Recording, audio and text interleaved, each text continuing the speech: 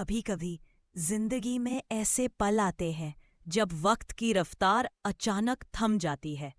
साल था 1950। जगह थी बॉम्बे का एक फिल्मी स्टूडियो। लकड़ी की दीवारों के बीच कैमरे की गर्म रोशनी फैल रही थी। तकनीशियन इधर-उधर भाग रहे थे। निर्देशक राम दारियानी अपनी नई फिल्म तराना का सेट तैयार करवा रहे थे। ये वही फिल्म थी जिसकी कहानी भले ही पर्दे पर काल्पनिक थी, मगर जिसके पर्दे के पीछे इतिहास रचने वाले दो चेहरों की असली कहानी शुरू होने वाली थी। एक और खड़े थे दिलीप कुमार, जिन्हें दुनिया अब तक जान चुकी थी, अपने गंभीर चेहरे और नरम बातों के लिए। उनकी निगाहों में एक ठहराव था, एक सुकून की तलाश। और फिर स्टूडियो का दरवाजा धीरे धीरे खुला। अंदर आई मधुबाला, सिर्फ 17 साल की उम्र, पर चाल में आत्मविश्वास, आंखों में खास चमक और होठों पर वो हंसी जो कमरे की हवा ही बदल दे। बानी राय अपनी किताब मधुबाला डिम्पल ब्यूटी 2009 में लिखती हैं, तराना की शूटिंग ही वह जगह थी जहां दोनों के बीच पहली चिंगारी फूटी। सेट पर हर शख्स नोटिस करता था कि जब भी वे पास होते उनकी आभा ही बदल जाती थी। क्लैपबोर्ड गिरा। कैमरा शुरू हुआ और दिलीप की नजरें मधुबाला की आंखों में डूब गईं। एक बिखरा हुआ बाल जो मधुबाला के माथे पर गिरा था, दिलीप ने धीरे धीरे हटा दिया।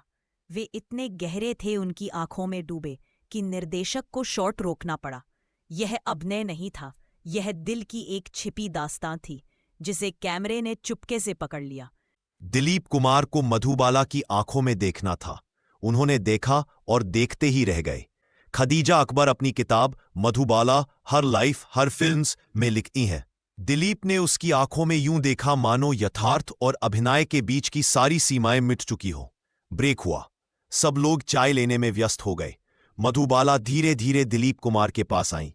हाथ में एक प्याला था।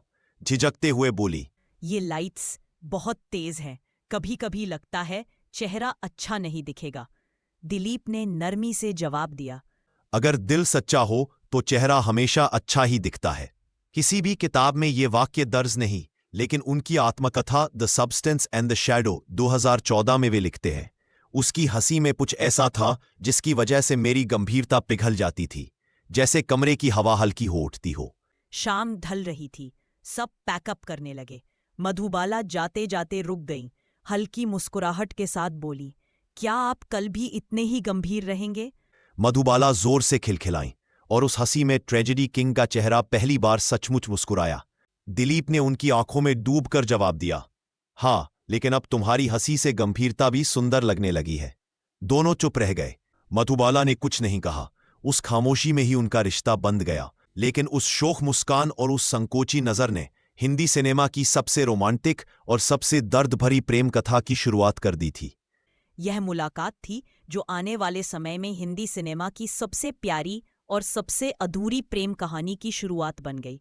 दोस्तों, आप सुन रहे हैं मधुबाला और दिलीप कुमार की वह प्रेम कहानी तो बाद में एक दर्द भरी नफरत की दास्तां में बदल गई। अगर आपको यह कहानी पसंद आए तो कृपया चैनल को लाइक करें, शेयर करें और सब्सक्राइब करना न भूलें, ताकि आपको ऐसी और भी अद्भुत कहानियां मिलती रहें।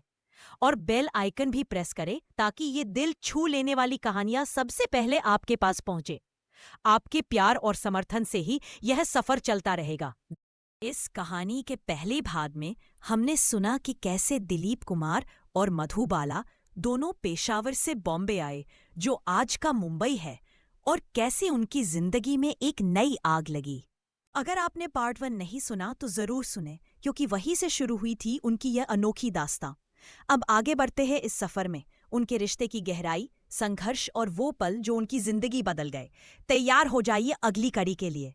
दोस्तों, मधुबाला ने अपना करियर एक चाइल्ड आर्टिस्ट के रूप में शुरू किया था, लेकिन कुछ ही दिनों बाद उनका परिवार दिल्ली वापस लौट गया। अब सुनिए एक अद्भुत संयोग की कहानी। मधुबाला का गरीब परिवार दिल्ली में था। इन्हीं दिनों 1944 में अमिया चक्रवर्ती एक बार फिर परिवार से दिल्ली में मिले। उन्होंने मुमताज को अपनी फिल्म ज्वार भाटा का रोल ऑफर किया, लेकिन किसी वजह से वो फिल्म नहीं कर पाईं। दोस्तों, अगर आप फिल्मों के शौकीन हैं तो ज्वार भाटा नाम सुनते ही आपको कुछ याद आया होगा। संकेत देता हूं, प्यार किया तो डरना क्या। हाँ, सही समझे, ज्वार भाटा। वही पहली फिल्म थी उस महान अभिनेता की जिनकी मोहब्बत मधुबाला के साथ आगे चलकर एक लेजेंड बन गई। उनका नाम है दिलीप कुमार। आगे की कहानी जल्द ही जरूर आएगी, बस कुछ ही दिन इंतजार कीजिए। जब तक चैनल को सब्सक्राइब करना न भूले ताकि ये अद्भुत कहानियां आप सबसे पहले सुन सके। नमस्ते।